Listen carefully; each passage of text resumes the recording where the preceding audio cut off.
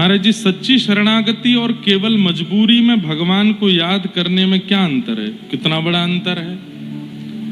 एक तो वही बात हो गई कि आप मुझसे वास्तव में प्रेम करते हो, मुझसे वास्तव में मित्रता मानते हो, लेकिन एक वो तरीका है कि भाई पिताजी ने कहा है कि इनकी कथा नहीं सुनोगे तो रोटी नहीं मिलेगी। कितना बड़ा अंतर है। स्वार्थ और वास्तविकता का है ये। तो कैसे पहचाने कि भीतर वास्तविक समर्पण बढ़ रहा है या नहीं? वास्तविक समर्पण में कुछ चाहिए नहीं। जहां चाह हो, उम्मीद हो, इच्छा हो, रिक्वायरमेंट्स हो, वो वास्तविक नहीं है। जहां पर ठाकुर जी से इतनी भी चाह है कि नाथ मेरे इस कष्ट को समाप्त कर दीजिए, वो भी पूर्ण समर्पण नहीं है। जैसे राखो तैसे रहूं, जैसे राखो तैसे रहूं, ये है पूर्ण समर्पण। हमें आपसे कुछ शिकायत नहीं है नाथ, राजी रहो, आप बस राजी रहो। मैं अपने मुख से कुछ नहीं बोलूंगा, आप बस राजी रहो, प्रसन्न रहो। फिर किसी का प्रश्न है कि वह कौन सा अवगुण है जो सबसे ज्यादा मुझे भगवत भजन से दूर करता है? वैष्णव अपराध। मैं दिमाग शांत करने के लिए दवाइयां लेनी पड़ती हैं। बहुत प्रयास किया छोड़ने का, लेकिन वह बस श्वास पकड़ लेती है। क्या करूं? पुणे, मुंबई, नासिक, क्या मुझे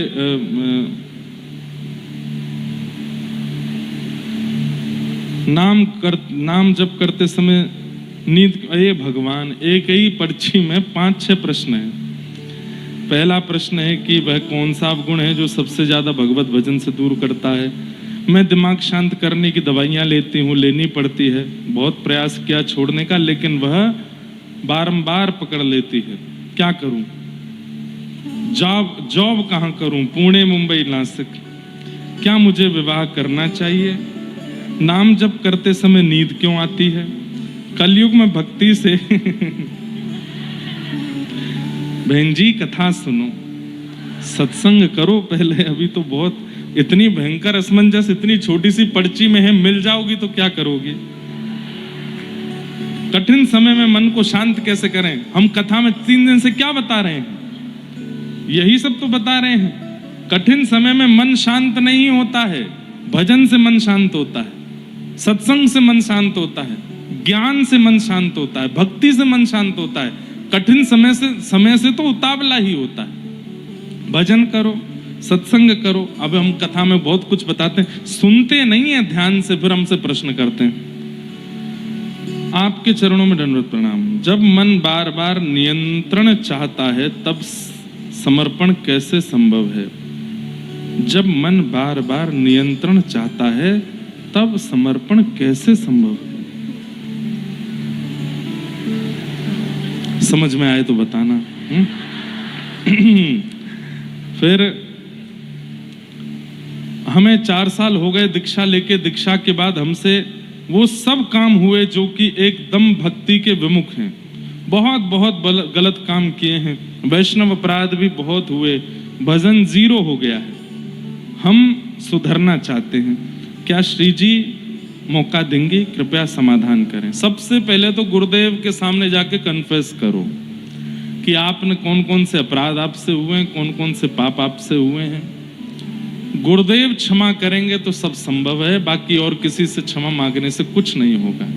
और एक बात हम बता दें बंधुओं, गुरु दीक्षा लेने के बाद आपको बहुत सावधानी रखनी चाहिए। क्यों? आप जो कुछ भी करते हैं उस सब का दंड गुरु जी को भी मिलता है। अगर किसी गुरुदेव को जोर से छींक आ रही है तो समझ जाओ कि किसी शिष्य ने कुछ गड़बड़ की है। इसलिए भैया कम से कम अपने जीवन तक ही साथ रखिए, गुरुदेव को जावे ऐसी क्रियाएं नहीं करनी चाहिए। अभी दत्त धाम में हमने 4-5 लोगों की दीक्षा विश्राम दे दी। हमने कहा तुम गुरु मानो पर हम आपको शिष्य नहीं मानते। क्यों? बार बार समझाने के बाद भी वो अपने गलत आचरण नहीं छोड़ रहे थे। इसलिए हमने कहा भैया देखो, हम 1 बार 2 बार 3 बार 4 बार समझा सकते हैं, अब तुमको यहाँ भी बुला करके समझा रहे हैं फिर भी तुम नहीं मान रहे हो, तो फिर अपने मन माने आचरण करने हैं तो आप करो, हम आज से आपकी जिम्मेवारी नहीं लेते। तो इसलिए गुरुदेव से ही क्षमा मांगिए जा करके, और सब बता के, एक भी चीज रह ना जाए, सब बता देना। उसके बाद गुरु क्षमा करें तो कुछ बात बन सकती है, नहीं तो नहीं।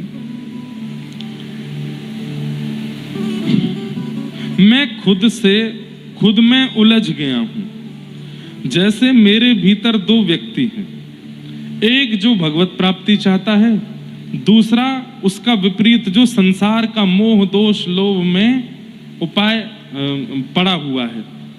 उपाय बताइए। एक मार्ग चुनना पड़ेगा। प्रारंभिक स्थिति में हम सब ऐसे ही होते हैं। एक तरफ तो मन कहता है कि ठाकुर जी के पास चलना है, एक तरफ मन कहता है अभी तो ये भी भोगना है, अभी तो ये भी करना है, अभी तो ये भी देखना है, इसको भी पाना है, इसको भी भोग। ये सारी मन में स्थितियां बनी रहती हैं। एक ठौर अपना लीजिए, मन पर पत्थर रख करके या तो पूर्ण रूपेण संसार की ओर ही भाग जाओ, या फिर उसको पूर्ण रूपेण त्याग करके ठाकुर जी की ओर आ जाओ। 2 नाव पर पैर रखोगे, बहुत बुरी तरह डूब जाओगे, गिरोगे, बच नहीं पाओगे, संभल नहीं पाओगे। इसका एक उपाय आपको करना पड़ेगा कि कोई एक कथा, सप्ताह कथा नियमित रूप से व्रत करके पूरी 7 दिन सुनो। उसके बाद अपने मन से पूछिए क्या चाहिए। अगर चाहिए ठाकुर जी तो पूर्ण रूपेण उन विषय वासनाओं को तिलांजलि दे दीजिए कि देखो हम भी गृहस्थी हैं, हम भी परिवार में रहते हैं, हम भी आप लोगों की तरह ही हैं, पर बात ऐसी है कि विषय को हावी मत होने दो यहाँ पर, उसके बिना हम रह नहीं सकते, ये मत करो।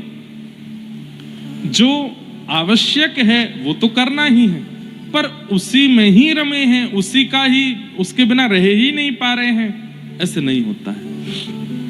एक मार्ग चुनिए और उसको पकड़ लीजिए।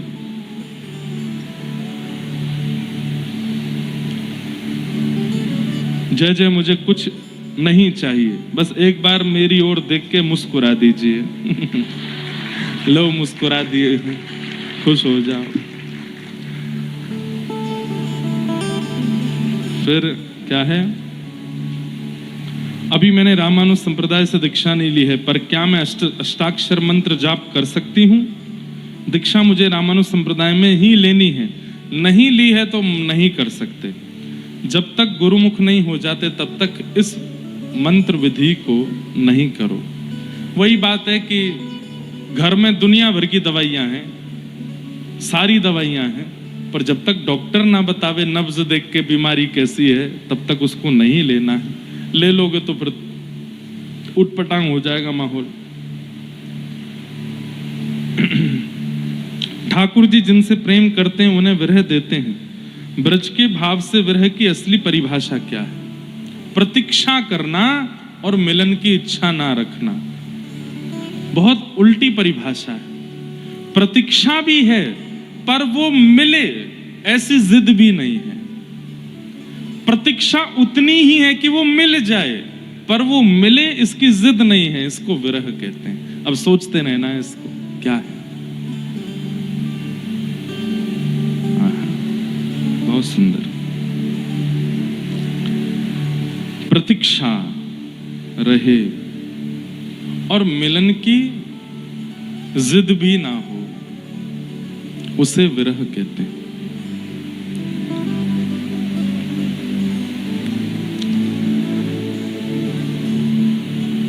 बस ये सब भाव हैं। सबको प्रणाम करते हैं। एक बहन जी ने राखी भेजी है, उनकी राखी भी स्वीकार है। और भी कुछ भाव हैं, अब हम बहुत जल्दी पढ़ नहीं पाएंगे सबको। प्रणाम करते हुए आज की कथा में प्रवेश करते हैं। बोलो वृंदावन बिहारी लाल की जय। कल हम लोगों ने श्रवण किया कि 88,000 सौनकादि ऋषि सूत जी महाराज से जाकर के भागवत जी की कथा सुन रहे हैं। सूत जी ने अपने गुरुदेव को प्रणाम किया और प्रणाम करके कथा कहना प्रारंभ करते हैं।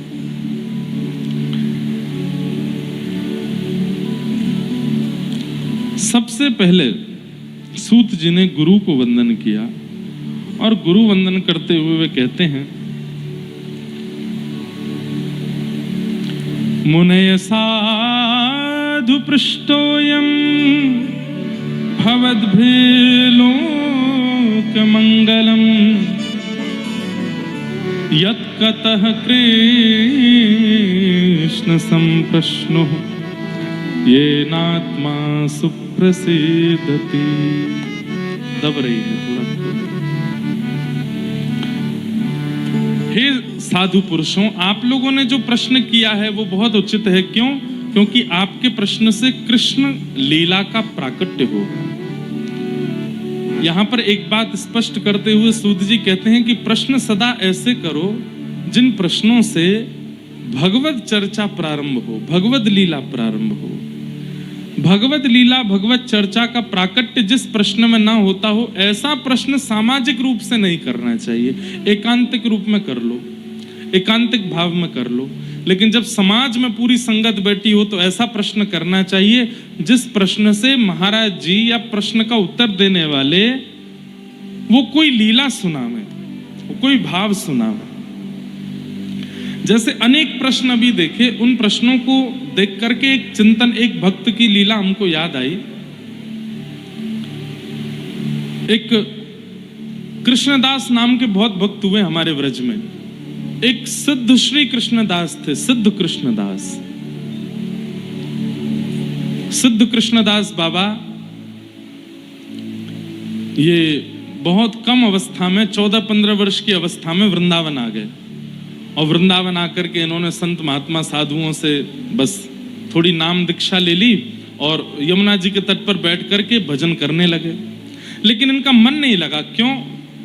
दर्शन करने की बड़ी इच्छा होती थी। और उस समय वृंदावन में गोविंद देव जी प्रकट हुए थे, पर मुगलों के आक्रमण के कारण गोविंद देव जी जयपुर चले गए थे। बहुत ध्यान से सुनना।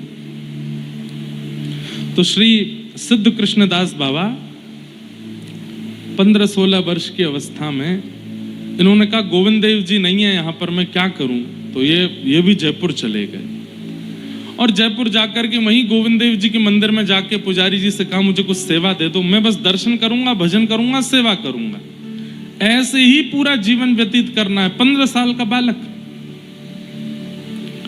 तो पुजारी जी ने इनको एक सेवा दे दी। मंदिर में ये सेवा करते, दर्शन करते, प्रसाद पाते और भजन करते। बस यही इनका काम। बहुत ध्यान से सुनिएगा बंधु। 15 वर्ष 16 वर्ष की अवस्था में गोविंद देव जी मंदिर गए। केवल प्रसाद, दर्शन और भजन यही करते, कहीं बाहर भी नहीं जाते मंदिर से। 10 वर्ष हो गए। जब इनकी अवस्था हुई 26 वर्ष की, तो 26 वर्ष की अवस्था में धीरे धीरे इनको क्रोध आने लगा। और शास्त्राज्ञा करते हैं कि क्रोध प्रकट रूप है किसका? काम का। यदि किसी व्यक्ति को भयंकर क्रोध आ रहा है तो इसका मतलब है कि उसके अंदर काम भी है। काम कई बार प्रकट नहीं होता। और हमारे भारत की तो परंपरा भी ऐसी है कि काम छुपाते हैं लोग। लेकिन काम अपना दूसरा रूप दिखा देता है, क्रोध। छोटी छोटी बात पर गुस्सा आ जाता है, दांत कसकसाने लगते हैं, चिल्लाने लगते हैं, गालियां देने लगते हैं, मारपीट तक उतर आते हैं, छोटी छोटी बात पर तबाही मचा देते हैं। इसका मतलब है वो व्यक्ति के अंदर काम भी बहुत है। तो जब इनके अंदर क्रोध प्रकट होने लगा, अब मंदिर में दर्शनार्थी आते, उनसे लड़ लेते, कभी चिल्ला देते, कभी गुस्सा करते। फिर ये अपने आप सोचते, मुझे इतना क्रोध क्यों आ रहा है? एक रात्रि तो ऐसा हुआ कि इनको काम का अनुभव भी हो गया। दूसरे दिन सुबह उठकर के इतनी चिंता में पड़ गए कि मैं पिछले 10 वर्ष से गोविंद देव जी की शीत प्रसादी पाता हूं, एकादशी व्रत करता हूं, केवल दर्शन करता हूं, मंदिर में सेवा करता हूं, फिर मुझ में काम और क्रोध क्यों प्रकट हो रहे हैं? बहुत ध्यान से सुनने वाली बात है। मैंने एक दिन भी किसी व्यक्ति के हाथ का कुछ नहीं पाया, बाहर कभी मैं गया नहीं, किसी को नजर उठा के देखता नहीं, गोविंद देव जी का प्रसाद पाता हूं, भजन करता हूं, दर्शन करता हूं, फिर मुझ में काम क्यों आ रहा है, क्रोध क्यों आ रहा है? तब इन्होंने कई महापुरुषों से पूछा, लेकिन कोई भी उत्तर नहीं दे पाया। तब इनको एक विद्वान ने कहा कि आप कामवन जाओ और वहाँ जय कृष्ण दास बाबा विराजते हैं, उनसे जाके इसका समाधान पूछो। तो व्रजमंडल के राजस्थान क्षेत्र में कामवन वे आए और वहाँ आकर के बाबा को अपनी स्थिति बताई कि बाबा 10 साल से गोविंद देव जी की प्रसादी पा रहा हूँ, गोविंद देव जी के चरणों में रहता हूँ, मंदिर का मार्जन करता हूँ, एक बार भी बाहर नहीं जाता कुछ, फिर मेरे अंदर काम क्रोध क्यों आया, मुझे बताइए। तो बाबा हंसकर के कितना सुंदर उत्तर देते हैं। बोले गोविंद देव जी के चरणों में केवल 10 वर्ष निकाले हैं, पर काम वासना में तो अनेक जन्म निकाले हैं। इससे पूर्व जन्म में तुम क्या थे तुम्हें नहीं पता, लेकिन जो भी थे उसमें काम वासना होती ही है। आहार निद्रा भय मैथुनम च, ये आहार भोजन, निद्रा नींद, भय डर और मैथुन यानी कि वही सब विषय भोग, ये सबके जीवन में होता है। चाहे वो चींटी हो, चाहे वो पक्षी हो, चाहे वो जानवर हो, चाहे वो मछली हो, चाहे वो 84 लाख योनियों की सब योनियों में वही सब 4 चीज मानवों में भी हैं। लेकिन मानवों में एक चीज एक्स्ट्रा है जो उनके पास नहीं है। क्या? भगवत भजन करने की सामर्थ्य, भगवत प्राप्त करने की सामर्थ्य। आहार हम भी पाते हैं, वे भी पाते हैं, निद्रा हमें भी आती है, उनको भी आती है, भय हमको भी लगता है, उनको भी लगता है, परिवार का वर्धन हम भी करते हैं, वो भी करते हैं, लेकिन वो भगवत प्राप्ति नहीं कर सकते, हम कर सकते हैं। केवल एक चीज हमको जानवरों से अलग बनाती है, क्या? कि हम सत्संग कर सकते हैं।